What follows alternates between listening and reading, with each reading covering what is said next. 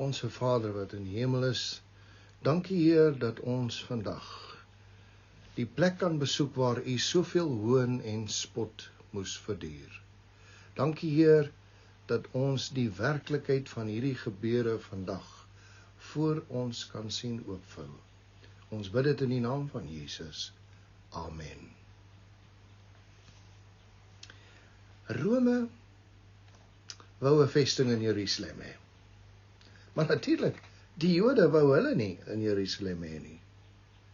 Ongelukkig was hulle die wêreldse heersers. En grond moes nou maar eenmaal beskikbaar gestel word vir hierdie onwelkome klomp Romeine. Jerusalem se munisipaliteit was behoorlik in rep en roer. Hulle besluit toe dat hulle die Romeine tog 'n les gaan leer. En die stuk grond wat hulle wil hê, sal hulle kry, maar weg van die tempel af, daar waar die grond gesog was. Nee, hulle sal vir die Romeine aan die teenoorgestelde kant van die stad, reg op die kant van die berg wat afkyk oor die Hinnomvallei, daar sal hulle vir hulle grond gee om die Praetorium of die paleis van Herodes te bou. Dit kyk af op die filosoop van Jerusalem, waar al die afval verbrand word. Dit lyk sleg en dit ruik sleg. Maar dis hier waar Herodes se paleis of die Praetorium gebou word. Dis ook aan hierdie kant, waar die paaie uitgaan van Jerusalem na Joppe, van Jerusalem na Bethlehem, van Jerusalem na Damaskus, en ook van Jerusalem na Caesarea Maritima toe.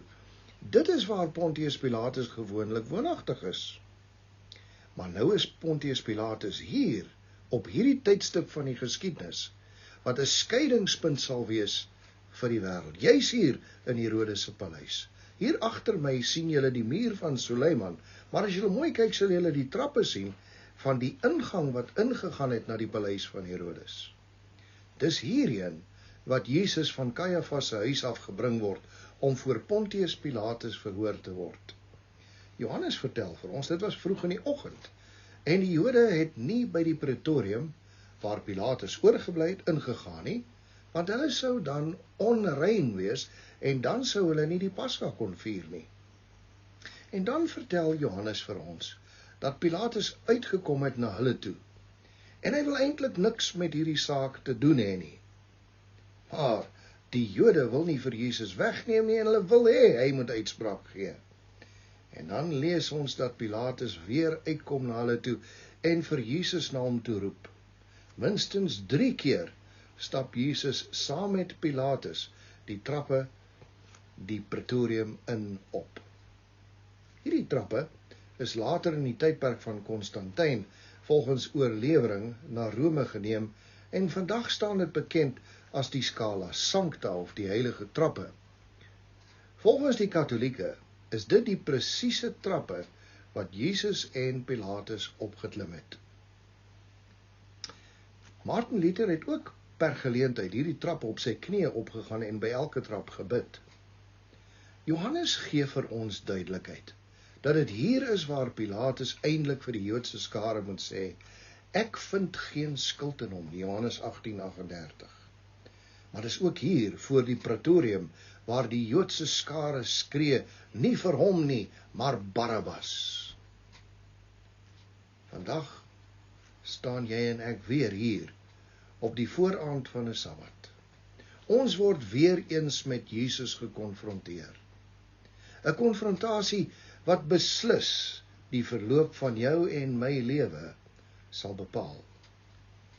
Soms is dit maklik en gemaklik om die keuse te maak. Ander kere gaan dit gepaard met baie ontwrigtinge. Maar ten spyte van dit, moet ons bereid bly en standvastig staan op God en sy beloftes.